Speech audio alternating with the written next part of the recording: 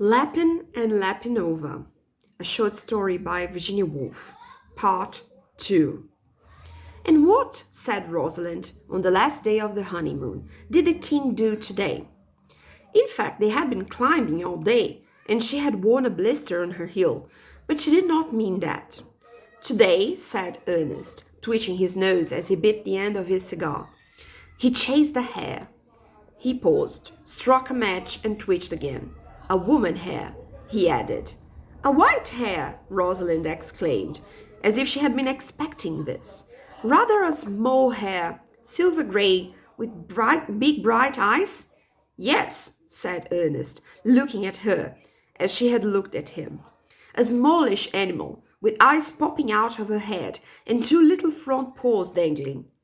It was exactly how she sat, with her sewing dangling in her hands, and her eyes, that were so big and bright, were certainly a little prominent. Ah, Lapinova, Rosalind murmured.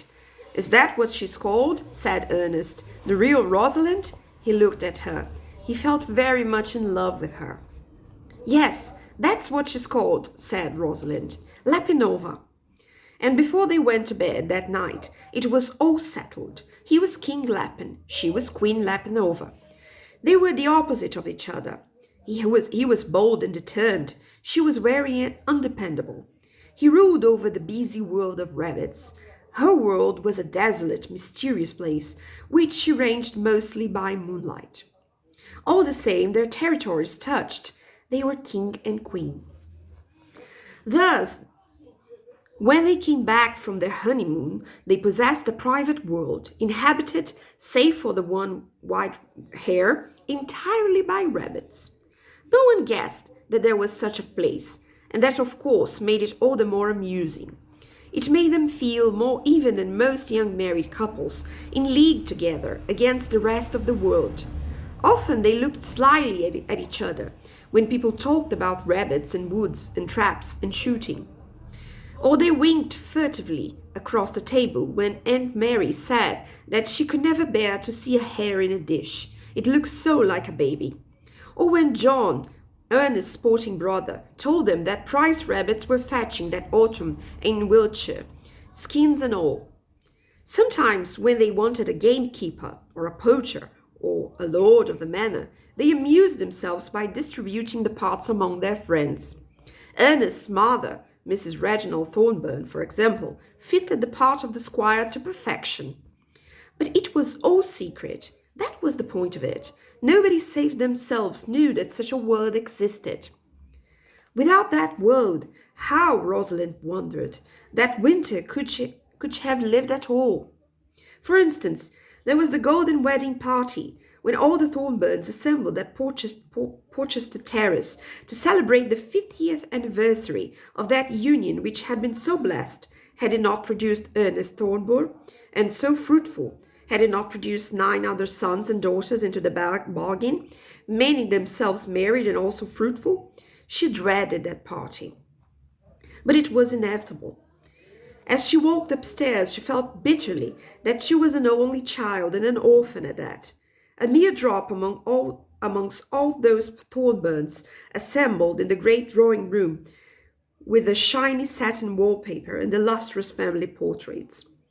The living Thornburns much resembled the painted, save that instead of painted lips, they had real lips, out of which came jokes about schoolrooms, and how they had pulled the chair from under the governess. Jokes about frogs and how they had put them between the virgin sheets of maiden ladies. As for herself, she had never even made an apple pie bed. Holding her present in her hand, she advanced towards her mother-in-law, sumptuous in yellow satin, and toward her father-in-law, decorated with a rich yellow carnation. All around them on tables and chairs there were golden tributes, some nestling in cotton wools, others branching resplendent, candlesticks, cigar boxes, chains, each stamped with the goldsmith's proof that it was solid gold, hallmarked, authentic. But her present was only a little pinchback box pierced with holes, an old sand castor, an 18th century relic once used to sprinkle sand over wet ink. Rather a senseless present, she felt, in an age of blotting paper. And as she proffered it, she saw in front of her the stubby black handwriting in which her mother-in-law, when they were engaged, were engaged, had expressed the hope that my son will make you happy. No, she was not happy, not at all happy. She looked at Ernest, straight as a ramrod, with a nose like all the noses in the family portraits, a nose that never twitched at all. Then they went down to dinner. She was half hidden by the great chrysanthemums that curled their red and gold petals into large tight balls. Everything was gold. A gold-edged card with gold initials intertwined recited a list of all the dishes that would be set one after another before them.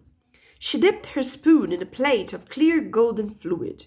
The raw white fog outside had been turned by the lamps into a golden mesh that blurred the edges of the plates and gave the pineapples a rough golden skin. Only she herself in her white wedding dress peered ahead of her, with her prominent eyes seemed insoluble as an icicle. As the dinner wore on, however, the room grew steamy with heat. Beads of perspiration stood out on the men's foreheads. She felt that her icicle was being turned to water. She was being melted, dispersed, dissolved into nothingness, and would soon faint. Then, through the surge in her head and the din in her ears, she heard a woman's voice exclaim, "But they breathe so!" "The Thornburns, yes, they breathe so," she echoed, looking at all the round, red faces that seemed doubled in the giddiness that overcame her, and magnified in the gold mist that enhaloed them. "They breathe so." Then John bawled, "Little devils, shoot them! Jump on them with big boots. That's the only way to deal with them. Rabbits." At that word, that magic word, she revived. Peeping between the chrysanthemums, she saw Ernest's nose twitch. It rippled, it ran with successive twitches. And at that, a mysterious catastrophe befell the Thornburns. The golden table became a moo with a gorse in full bloom. The din of voices turned to one peal of larks' laughter, ringing down from the sky. It was a blue sky, clouds passed slowly, and they had all been changed, the Thornburns. She looked at her father-in-law, a furtive little man with dyed moustaches.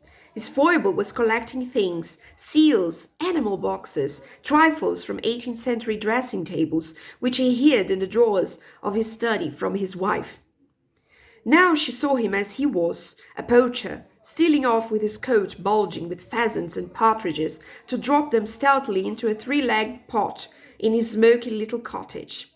That was her real father-in-law, a poacher. And Celia, the unmarried daughter, who always nosed out other people's secrets, the little things they wished to hide. She was a white ferret with pink eyes, and a nose clotted with earth from her horrid underground nosings and pokings. Slung around men's shoulders in a net and thrust down a hole, it was a pitiable life, Celia's. It was none of her fault. So she saw Celia, and then she looked at her mother-in-law, whom they dubbed the squire.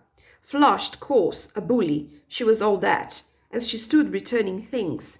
But now that Rosalind, that is, Lapinova, saw her, she saw behind her the decayed family mansion, the plaster peeling off the walls, and heard her, with a sob in her voice, giving thanks to her children, who hated her, for a world that had ceased to exist.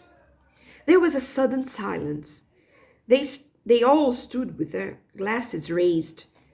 They all drank. Then it was over. End of part 2.